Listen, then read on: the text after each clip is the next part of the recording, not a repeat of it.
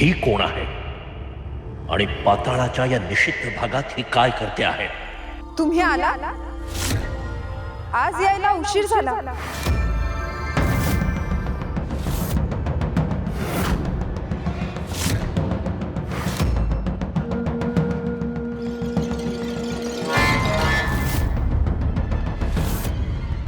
आज पहारा अधिक कडक होता का?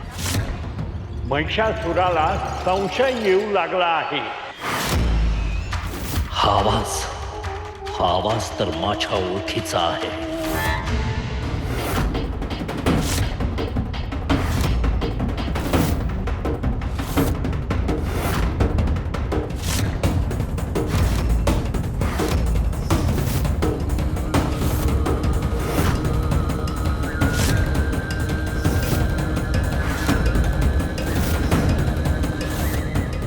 दैत्यगुरु,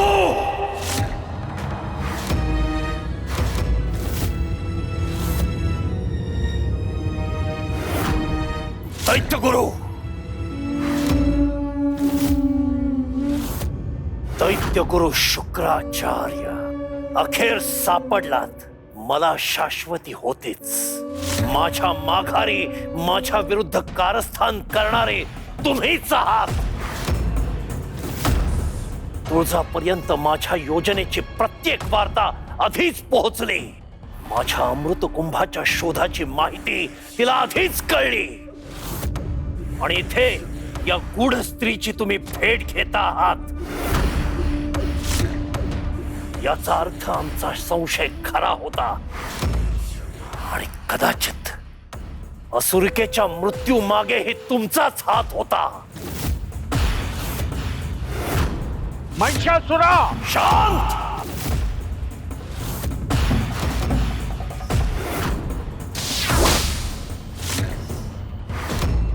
दैत्यगुरु शुक्राचार्य, आज तुम्हाला तुमच्या प्रत्येक विश्वासघाताचं शासन मिळेल.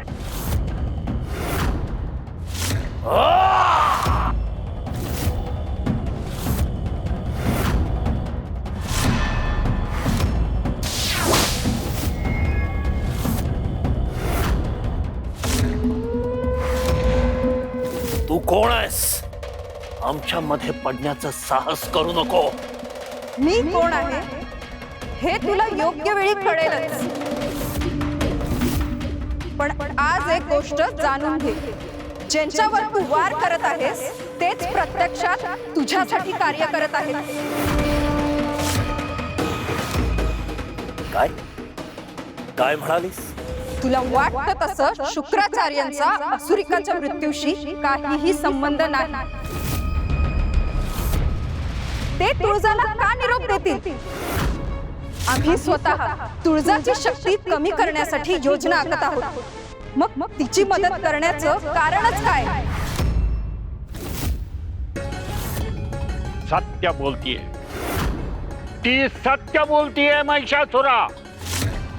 तुझा अजूनही माझ्यावर विश्वास नाही? या आधीही तू शुंभासोबत योजना आखलीस आणि ती माझ्यापासून लपवलीस. तेव्हाही तुला मी एकच सांगितलं होतं महिषासुरा, की मी असुर गुरु आहे. माझा प्रत्येक विचार, माझी प्रत्येक कृती ही फक्त असुरांसाठीच असते. असं असेल तर हे सगळं माझ्यापासून लपवून का ठेवलं दैत्यगुरु? महिषासुरा, प्रत्येक गोष्टीची योग्य वेळ यावी लागते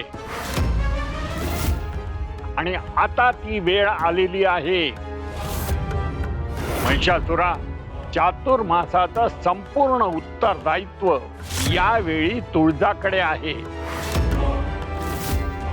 आणि हा काळ जर तिने निर्विघ्नपणे पूर्ण केला तर तिची भक्ती, तिचं सामर्थ्य, तिचा प्रभाव एवढा वाढेल की तिला रोखणं कुणालाही शक्य होणार नाही.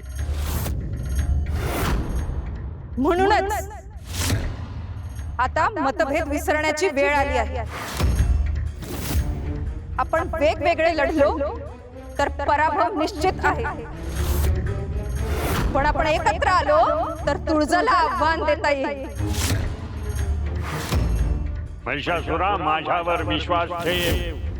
आपण एकत्र आलो तरच हा डाव जिंकू शकतो.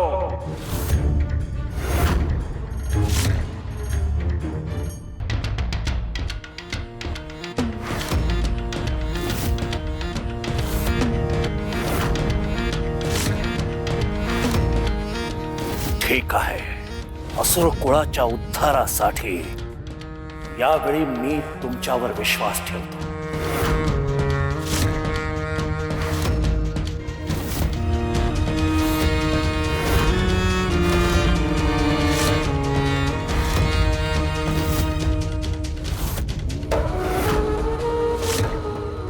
आजपासून आपला उद्देश एकच, चातुर्मास रोखून तुळजाचं सामर्थ्य कमी करायचं आणि योग्य वेळी तिला आपल्या अंकित करून संपूर्ण भूमंडळावर असुरांचं वर्चस्व प्रस्थापित करायचं.